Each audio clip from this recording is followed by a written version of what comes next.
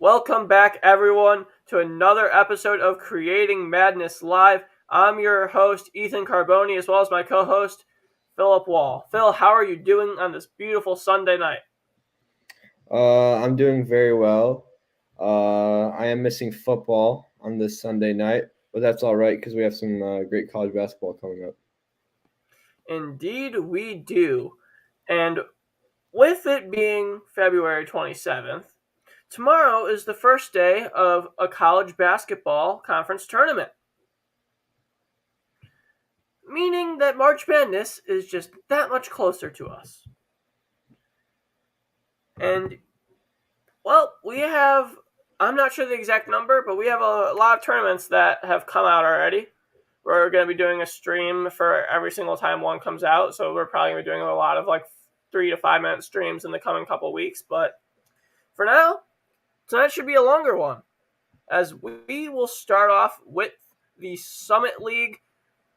You have a really normal tournament layout here, with South Dakota State playing Omaha, Kansas City playing South Dakota, North Dakota State playing Denver, and Oral Roberts playing Western Illinois. And those were the 1-8, 4-5, 2-7, and 3-6 matchups. Phil, what are you seeing here? I'll let you give your analysis first for the Summit League. What you thinking? I think in the future we're gonna look over some tournaments that have some pretty close games within them, but I think this conference belongs to South Dakota State. If you look at points per game, they are the number 2 scoring offense in the country. I think they're just on another level above all the other teams. As a team, they shoot over 52%, 45% from three. I think shooting the three ball comes really important in conference tournaments and also in March Madness. And they can make their free throws, and we all know free throws are a huge part of the game. For sure. And I think that looking at the Summit League, there are obviously the top 3 seeds stand out to me, but really, I think everyone remembers Oral Roberts from last year with Max Abmas. Max Abmas can do it all from on the offensive perspective. However, no team was able to take down South Dakota State this year. And a huge part of that is going to be the duo of Baylor Shireman and Douglas Wilson. Both of these players average 16 points a game. And then you add in Noah Friedel, averaging 15. Even scoring between these three, and I think it would be too hard for Oral Roberts to stop. They lost just the past week in overtime to the Jackrabbits. I think this should be an easy runaway for the Jackrabbits. What are you thinking? Yeah, I think so too. The Jackrabbits, looking besides offense and defense, they also don't turn the ball over that much. That's really important. That means no wasted possessions for them. Actually, extra possessions if they can force steals off the other team. But I have a question for you. How much would your confidence raise in Oral Roberts if Kevin O'Banner was still on the team? Oh, light years. I think they're easily the number 1 seed in this conference at that point. Because you have a bang in the post, and you have a guy who can knock down any shot on the court that's not a full court shot. Would you trust South Dakota State to take them down, though? No, I don't think I would. I think we would be flipping it, and we would be seeing an Oral Roberts undefeated if you had Kevin O'Banner to this team. But he's doing great things at Texas Tech. And if you're ready, I want to move into the Fun Belt or the Sun Belt, whatever you want to call it. Yeah, let's go ahead. Well, for the Sun Belt, the top 4 seeds are Texas State, Appalachian State, Georgia State, and Troy. All these 4 teams get a bye. In the first round, you have Louisiana Lafayette, Texas Arlington, South Alabama, Little Rock, Coastal Carolina, Georgia Southern, Arkansas State, and Louisiana Monroe. Georgia State's been very hot as of late. Texas State has been the best team, 12-3 in conference, 21-6 overall. And a huge part of the Bobcats' success is going to be their defense. They have been averaging 6.5 steals, 3.6 blocks, and they just lock down the perimeter. They are able to lock down the paint, and they play incredible basketball. So who's your pick for this tournament? I feel like I'm going to probably say Texas State. They are the number 1 seed. Georgia State's been hot as of late. Georgia State's just gone nuts. They have guys like Corey Allen, guys like Justin Roberts. They're incredible. And then you also have, I'll probably go Georgia State to win it, but Norchad Omier and Arkansas State would be just incredible story to watch if they would manage to win it. Yeah, I like the pick of Texas State. I think you could also give a shout to Appalachian State, second in the Sun Belt. They have 3 guys that average over 10 points per game, and you have one close by, and Justin Forrest, who was 9.1. Impressive, only 9.9 turnovers per game as a team. Yeah, I think they deserve a shout too, but I think Texas State is the clear favorite here. Yeah. All right. Moving into the SoCon. Yeah, Chattanooga, Furman, Samford, Wofford, UNGC, VMI, Mercer, ETSU, CIT, and Western Carolina. ETSU and the Citadel have to play in the first round. Then you also have Mercer and Western Carolina. Chattanooga, Furman get byes in that, as well as Wofford, VMI, Samford, UNGC. Should be a lot of fun for those teams. I think that there's 2 obvious picks here, but in reality, any one of Chattanooga, Wofford, Furman, or Samford could win, in my opinion, or VMI. Mm-hmm. I think the top 5 teams in this conference can win, but I'm going to have to go with my mocks. I've been a huge believer in Chattanooga this entire year. Malachi Smith, David Jean-Baptiste, Silvio De Souza have been lights out this year. I love the mocks. Although I will say, Wofford has been hitting the 3 ball a lot like they usually do.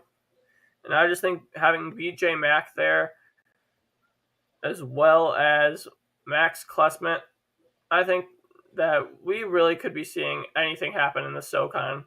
I'll take Chattanooga. Anything could happen, though. Mm-hmm.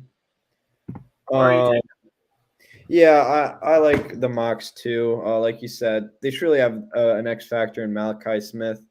Second, I would place Furman, but I kind of like, as a longer shot here, VMI. I'm pretty sure 3rd best field goal percentage in the conference, 2nd best 3-point percentage, and best free throw percentage.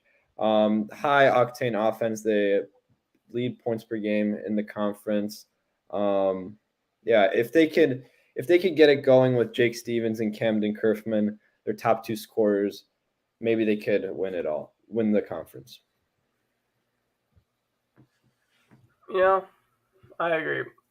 Who do you think's the biggest long shot that actually has the possibility from this conference? Yeah.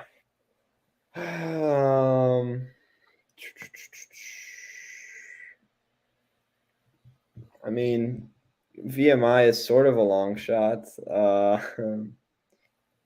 I would probably say East Tennessee State. Yeah, they're 15-16. But they're pretty solid shooting wise. If they could light it up on fire, they could, get going. They actually have 4 guys that score over 10 points per game. So it's really all about offense for them. They're not going to win it defensive wise, but I think if they can get into a scoring battle, then yeah, they can get it done. For sure. Then moving in to the West Coast Conference. This will be interesting. And a huge reason for that is going to be the West Coast Conference is a conference, along with another one that's just barely slipping past my mind right now.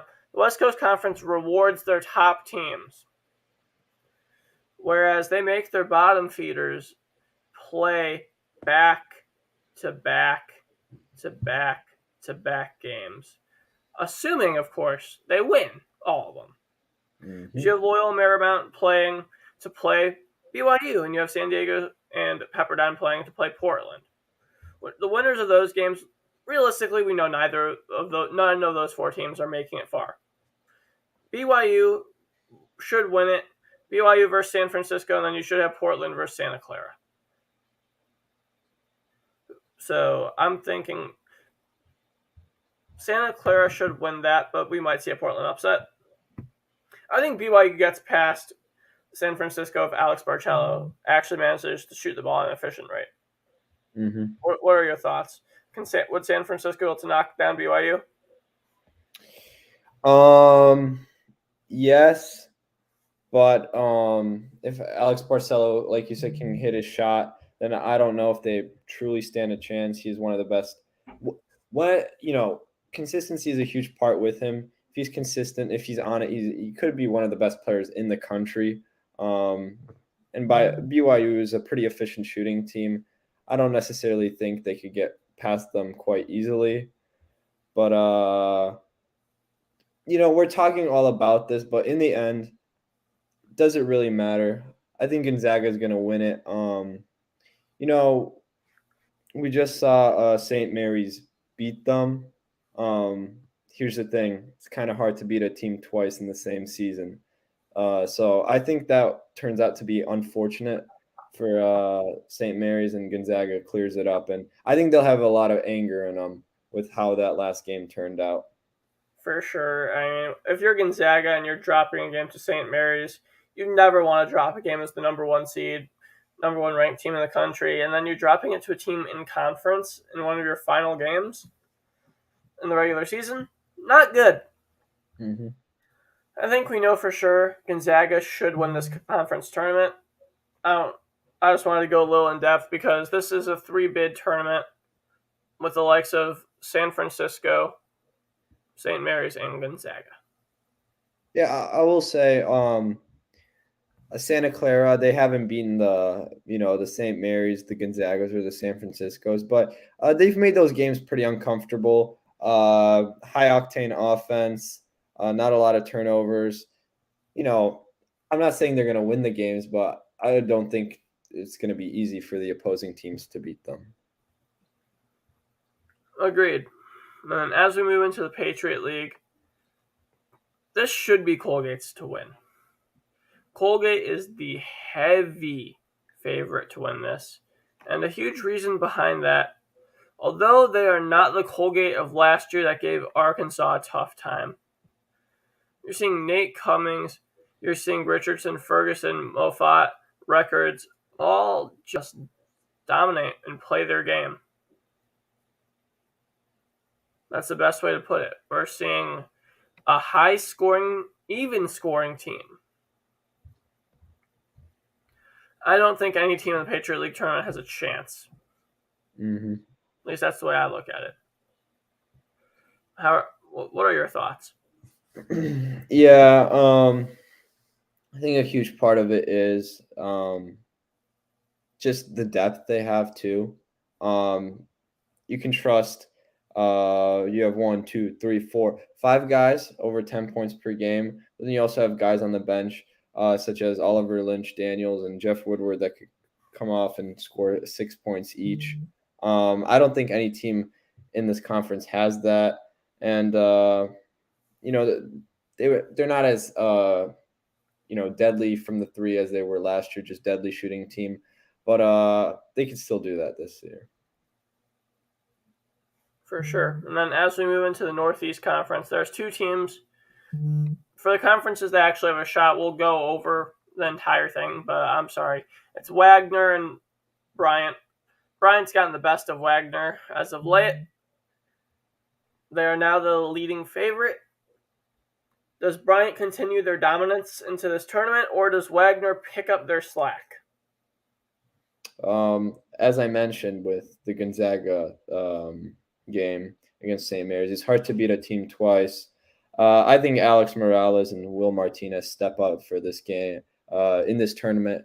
And I think they pull it out and get it.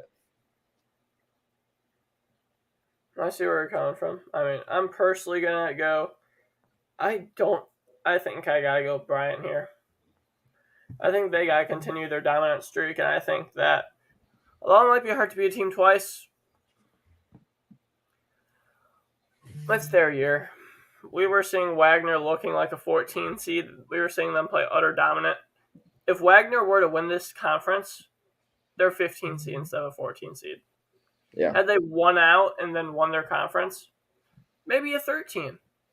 But no, the team that wins this conference is going to be one of the probably the second or third ranked 15 seeds. If they're able to get that last ranked 14 seed, it's pure luck. But as we move to the Ohio Valley, it's a competition between three teams: Murray State, Belmont, and Morehead State. Murray State embarrassed Belmont. I think it's fair to say that if Murray State had to play Belmont, they'd do the exact same thing again. Realistically, though, I think the only team that has a shot is Morehead State, besides Murray State. Yeah. Look, I think Belmont and Morehead State could give Murray State a run for their money, but in the end, this conference to me belongs to Murray State. They've been a wrecking ball this whole season. KJ Williams, 18.2 points, 8.5 rebounds, just a monster. You have the guard Trevin Brown, 16.4 points per game. They're just a non-stop grinding team. It's so hard to beat them. They're athletic. I don't think talent-wise there's another team that can truly compete with them. You see, I think Skylar Potter and Joni Broom could very well compete. It's just a matter of if Murray State gets hot, they're getting hot, and they're not stopping. I don't think Murray State's going to take their foot off the gas for a single second. This is Murray State's ball game. As we move into a conference that before the season, me and John had projected as a top mid-major, we have seen that not be true with the Missouri Valley Conference. And there's 5 teams, maybe I'm being a bit biased, but I think there's 5 teams that could win this conference. Bradley, Loyola, Drake, Missouri State, and Northern Iowa. We've seen Loyola keep it close and win a lot of these games, though they've dropped some games they definitely shouldn't have. They are on the bubble because of their name. But we'll see what happens. Bradley kept it close and even won a game, I believe, against the top 4 seeds. Missouri State, we had them as not necessarily a sleeper, but that we had them as that 4th team. Drake has been doing incredible as per usual. And Northern Iowa, led by AJ Green, has been dominant. Who are you going, Phil? Who takes the Missouri Valley? Does Loyola Chicago get it one last year before they go to the A10? Or does AJ Green take Northern Iowa? Or are we going with Tucker DeVries and Drake? What's your pick?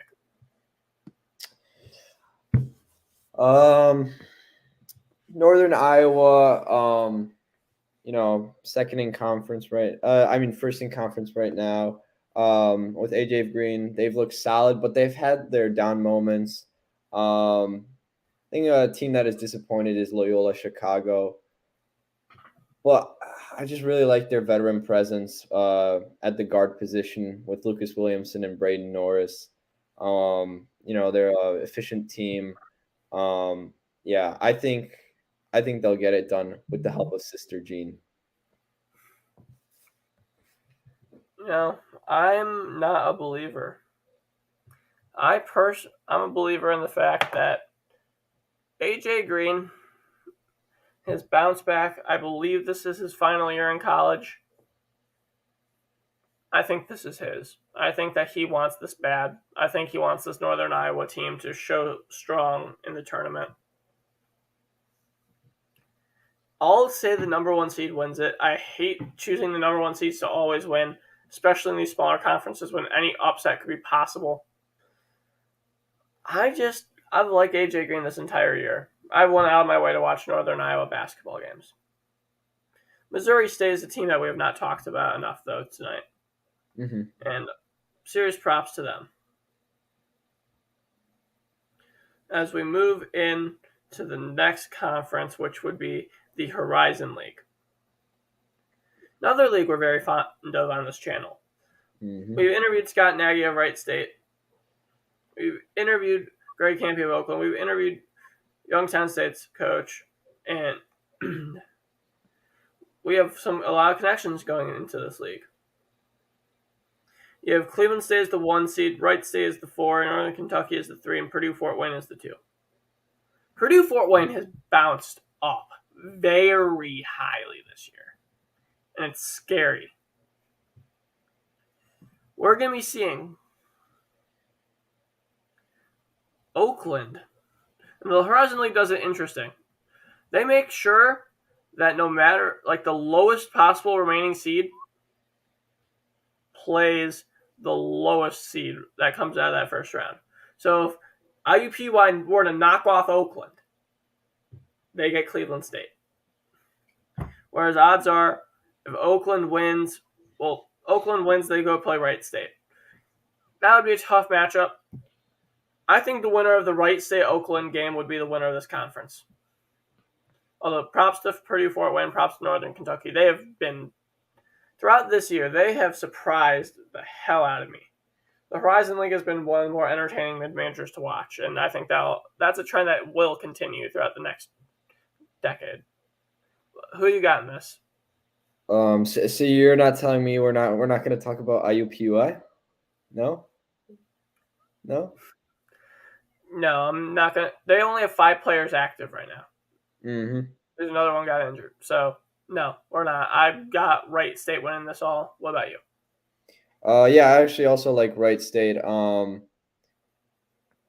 second best field goal percentage team in the conference. Not the best 3-point shooting, but they get to the line, get those free throws. I will say this though, as a whole, if you look at it from an outside perspective, this conference, the teams aren't really that great. But I'll take Wright State. I like it. Then as we move to the Big South, a huge part of this conference has been Winthrop as well as Longwood. Longwood being the 1 seed, Winthrop being the 2, Gardner-Webb is the 3. If I'm being 100% realistic here, it's Longwood and Winthrop. I think you'd agree with me on that. Mm-hmm. Then as we go back and look at their schedule, Longwood, they have only played once, I believe. Mm-hmm. That was a 4-point loss. Anything's possible. Who you got? Do you have Longwood or Winthrop, or do you have an other that you're a huge fan of in this conference? I'll just go the classic route. I'll go Winthrop. I just think it's too much offense. I don't think any other team can stop what Winthrop throws at you. Best 3-point percent in the conference, best field goal percentage in the conference, and they get to the line. Yeah, you would have to watch them, but those statistics in themselves, they're a pretty good formula for winning games. I like Winthrop. They are. I hate to keep going with this number 1 seed thing, but Longwood, I would pick Winthrop. It's just a matter of you're going up against a Justin Hill, Isaiah Wilkins, and Deshaun Wade team that all are averaging nearly 12 points. You're having a team where their top 3 guys are averaging 38.1 points per game. And then you can add in another 9.2 from their 4 and another 7.6 from their 5 for their scoring. Your entire top 5 scoring is averaging nearly 55 points a game. And you still have a few key role players averaging 4, 5, and 6. Anything's possible in this conference, especially in the Big South. So I'll say I'll go Longwood, but I won't be surprised no matter what happens. Then we get Liberty and Jacksonville State and the ASUN, as well as the likes of Bellarmine and Jacksonville, Liscum, North Florida, Florida Gulf Coast, North Alabama, Kennesaw State, Eastern Kentucky, Central Arkansas, and Stetson. Who do you have in the A-Sun for our final conference tournament of this little overview? Jacksonville State has had a great season, but I've watched a lot of Liberty, and I love Darius McGee. He's just such an exciting and fun player to watch, and I think he's the X factor in this whole tournament. He's a key player. No other team has him but Liberty. I like Liberty to win the conference. See, my thing is, Jacksonville State has the length and the athleticism to stop him. Darius McGee is able to get to the rack. He's able to shoot. He's able to do it all. If you stop him from driving, and you can shut him down or slow him down, you win. I think Jacksonville State has the length and the athleticism to do that. They have enough scoring from their own guys. Darian Adams, Jalen Gibbs, these guys can jump out and get a 25, 30-point game if they need to. Yes, McGee has been known for these big performances. Jacksonville State very well could do it too. I believe that's the end of our conference predictions. Thank you, everyone, for tuning in. We'll be doing another one of these every time something comes out. Probably only going to be a few minutes, but as we get into the bigger ones, we're going to be spending a lot more time looking into some of these more in-depth games, especially as we get into the power conferences or the Mountain West of the world. But thank you for tuning in. I'm Ethan Carboni signing off, as well as thank you, Phil, for joining me. We'll see you next time on Creating Madness.